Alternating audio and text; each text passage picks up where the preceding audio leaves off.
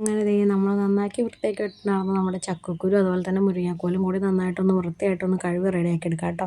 അതുപോലെ മാങ്ങയും കൂടി ഒന്ന് അരിഞ്ഞ് വയ്ക്കാം. രണ്ടും ഞാൻ സെപ്പറേറ്റ് ആയിട്ടാണ് കേട്ടോ വേവിച്ചെടുക്കുന്നത്, ഒരുമിച്ചല്ല. മാങ്ങ ഞാൻ പറഞ്ഞ പോലെ തന്നെ നല്ല പുളി ഉണ്ടായിരുന്നു. ഒരു മാങ്ങ ഫുള്ള് ഞാൻ എടുത്തിട്ടുണ്ട്. പിന്നെ കുറച്ച് പച്ചമുളകും കൂടി നമുക്ക് ഇതിനകത്തേക്ക് ഇട്ട് കൊടുക്കാം കേട്ടോ. അങ്ങനെ ഒരു 3, 4, 5, 6 പച്ചമുളകും കൂടി ഞാൻ അതിനകത്തേക്ക് കീറി ഇട്ടിട്ടുണ്ടായിരുന്നു കേട്ടോ. ഇനി നമുക്കിതൊന്ന് നേരെ വേവിച്ച് കൊടുക്കാവേ.